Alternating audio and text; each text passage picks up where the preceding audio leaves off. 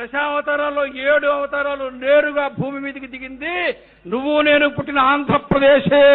తెలుసా తెలీదా? మొదటి అవతారం ఏది? మత్స్యావతారం. మత్స్యావతార దేవాలయం ఎక్కడుంది? నాగలాపురం ఎక్కడుంది? ఆంధ్రప్రదేశ్. రెండో అవతారం ఏది? కూర్మావతారం. శ్రీకూర్మం ఎక్కడుంది? ఆంధ్రప్రదేశ్. మూడో అవతారం ఏది? వరాహ అవతారం. వరాహ క్షేత్రం ఏది? తిరుమల ఎక్కడుంది? ఆంధ్రప్రదేశ్. వరాహ అవతారం తర్వాత నరసింహావతారం ఎక్కడుంది? మహానంది ఎక్కడుంది? ఆంధ్రప్రదేశ్. వామనావతారం దేవాలయం ఎక్కడుందో తెలుసా? పరుచూరు మండలంలో ప్రకాశం జిల్లాలో చెరుకూరు గ్రామంలో త్రివిక్రమ వామన స్వామివారి దేవాలయం ప్రకాశం జిల్లాలో ఉంది. వామన స్వామి అవతారం దేవాలయం ఎక్కడుంది?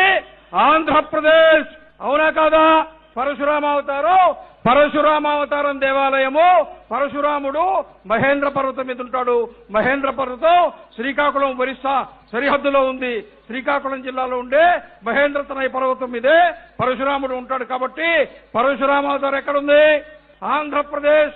రాముడు ఉత్తరప్రదేశ్, బలరాముడు ఉత్తరప్రదేశ్, కృష్ణుడు ఉత్తరప్రదేశ్. అఖిలాండ కోటి బ్రహ్మాండ నాయకుడు కలియుగ ప్రత్యక్ష దైవం సాక్షాత్తు వెంకటేశ్వర స్వామి తిరుమలలో ఉన్నాడా లేడా? తిరుమల ఎక్కడుంది? ఆంధ్రప్రదేశ్. అవునా కాదా? 7